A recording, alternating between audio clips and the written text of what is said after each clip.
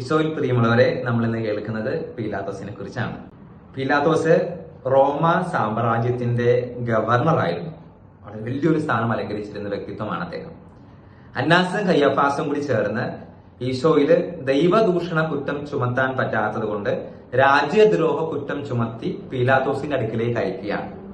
ലൂക്കായുടെ സുവിശേഷം 23-ാം അധ്യായത്തിന്റെ 2-ാം വാക്യത്തില് 3 കുറ്റങ്ങളാണ് ചുമത്തുന്നത്. ഒന്ന്, രാജ്യം മുഴുവൻ പ്രശ്നം സൃഷ്ടിക്കുന്നു. രണ്ടാമത്തേത്, സീസറിന് നികുതി കൊടുക്കേണ്ടെന്ന് പറയുന്നു. മൂന്നാമത്തേത്, സ്വയം രാജാവാണെന്ന് പ്രഖ്യാപിക്കുന്നു. എന്നാൽ പീലാത്തോസിന് ഈ 3 കുറ്റങ്ങളും ഈശോയിൽ കാണാൻ കഴിയുന്നില്ല എന്നത് ലൂക്കായുടെ സുവിശേഷം 23-ാം അധ്യായത്തിന്റെ 4-ാം വാക്യത്തില് നമ്മൾ വായിക്കുന്നുണ്ട്. അപ്പോൾ ഈശോയിൽ കുറ്റമൊന്നും കണ്ടില്ല.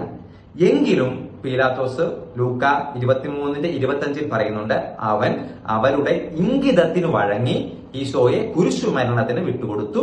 അവൻ വളരെ വെടിപ്പായിട്ട് കൈ കഴുകി ഒഴിയുന്നു.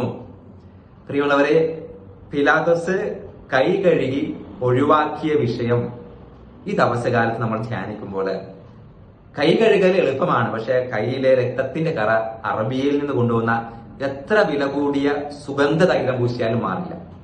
നമുക്ക് പ്രാർത്ഥിക്കാം, ധ്യാനിക്കാം.